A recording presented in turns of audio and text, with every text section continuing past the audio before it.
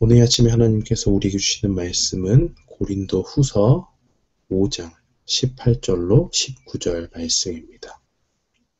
고린도 후서 18절로 19절 말씀.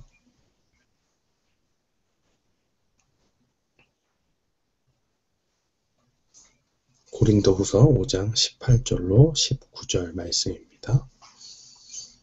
우리 함께 봉독하겠습니다.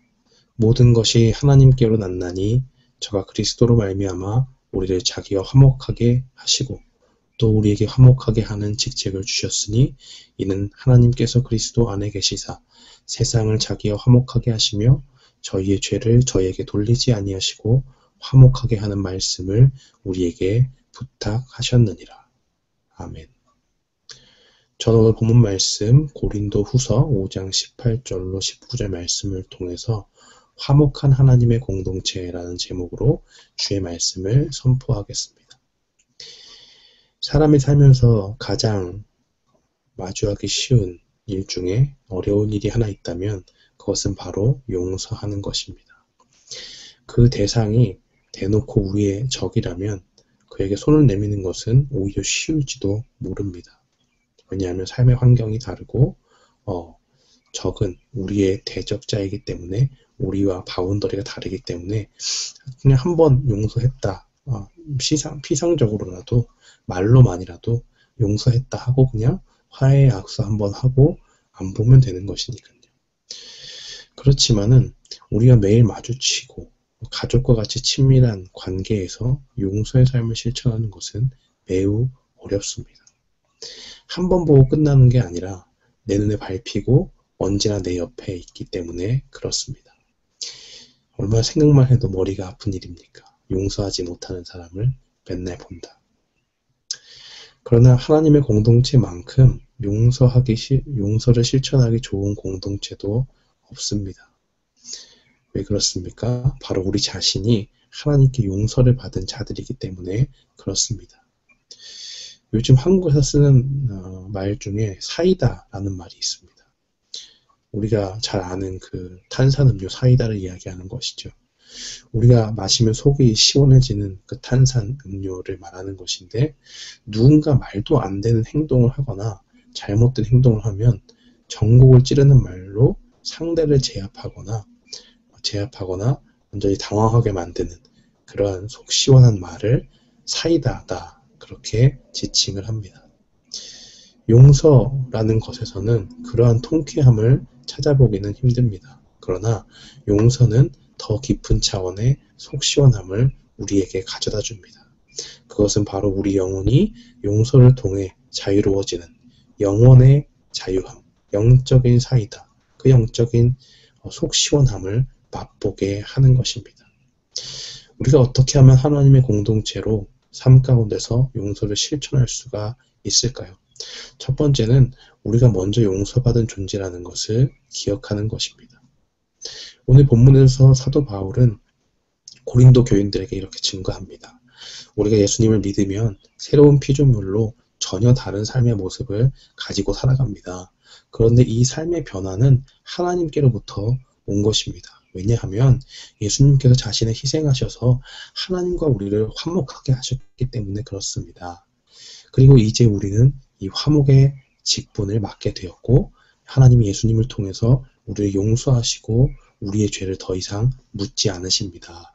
하나님은 사람이 죄를 용서받아서 하나님과 화목하게 되는 그 복음의 메시지를 우리에게 부탁하셨습니다. 즉 우리가 받은 복음의 말씀은 용서의 메시지고 이 용서의 메시지를 우리에게 주셨다는 것입니다.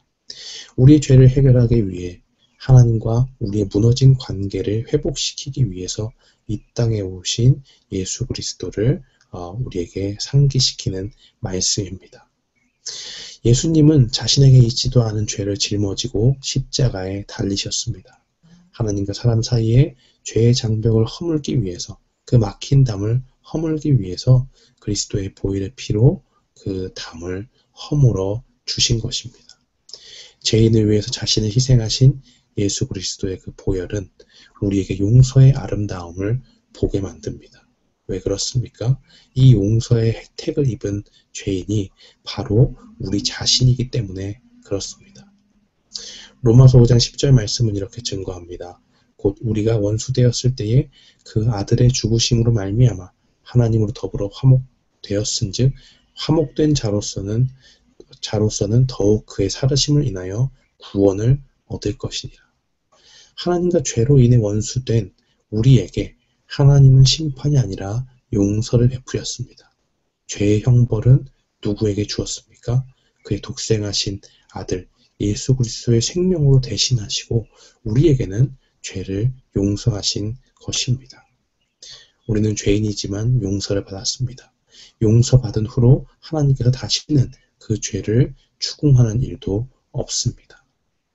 예수 그리스도께서 십자가에서 우리 모든 추악함을 해결하시고 하나님 앞으로 우리를 끌어다 놓으셨기 때문에 그렇습니다.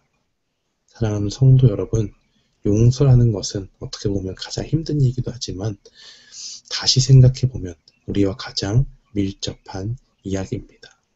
우리가 예수님을 통해서 그 용서의 은혜를 받았기 때문에 그렇습니다.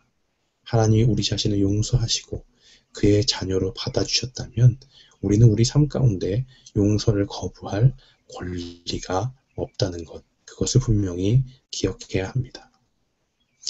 우리가 그렇다면 또 어떻게 하면 하나님의 공동체로 삶에서 용서를 실천할 수가 있느냐? 두 번째는 우리가 받은 그 용서의 크기를 묵상하는 것입니다. 우리가 얼마나 큰 죄에서 용서를 받았는지 묵상한다면 다른 사람의 잘못이 작다는 것을 깨닫게 됩니다. 대부분의 사람들은 용서를 못하는 이유가 어떻게 나한테 그럴 수 있느냐 하는 것입니다.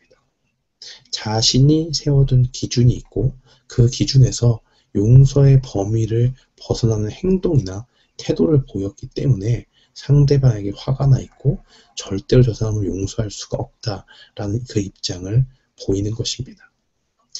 우리는 예수님이 하신 비유의 말씀을 살펴볼 필요가 있습니다. 예수님께서는 마태복음 18장에 엄청난 빚을 탕감받은 사람의 이야기를 들려줍니다.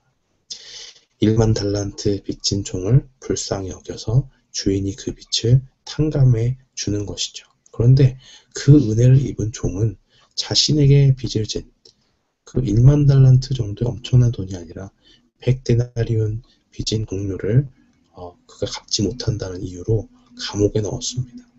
이 사실을 알게 된 주인은 자신이 용서를 베푼 종을 잡아다가 빚을 다 갚을 때까지 감옥에 가뒀다는 그 비유의 이야기입니다.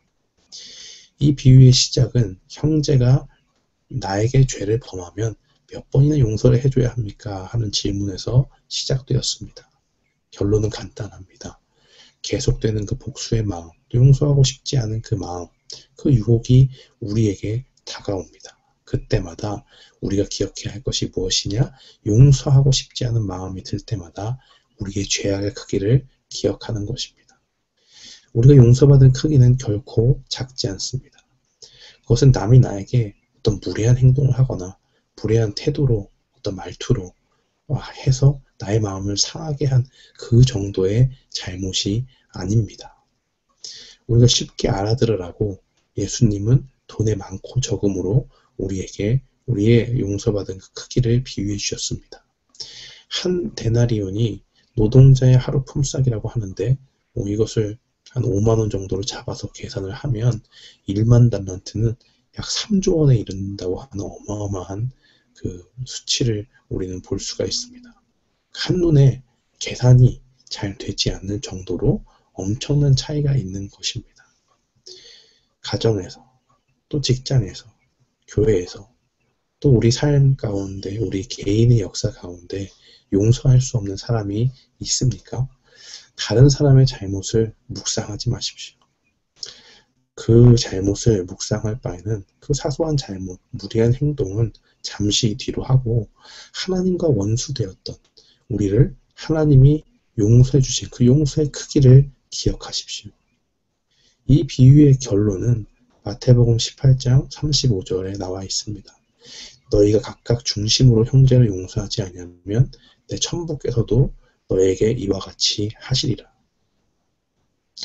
하나님은 지금 협박을 하려고 이 말씀을 하신 것이 아닙니다. 내가 용서하지 못하면 나도 너희한테 똑같이 한다. 말로는 그렇게 보이지만 진의는 이런 것이죠. 하나님의 본래의 뜻은, 하나님의 마음은 무엇이냐? 하나님은 우리가 하나님의 용서의 크기를 깊이 묵상하는 가운데서 마음으로부터 그 하나님의 큰 용서를 우리가 깨닫고, 하나님께서 이렇게 나를 용서해 주셨는데, 이렇게 큰 죄인인 나를 용서해 주셨는데 내가 어떻게 저 사람의 작은 잘못을 용납하지 못할 수가 있겠는가 하는 것입니다. 우리가 바로 이 세상 가운데서 용서를 실천하는 사람이 되기를 원하시는 것, 그것이 바로 하나님의 마음인 것입니다.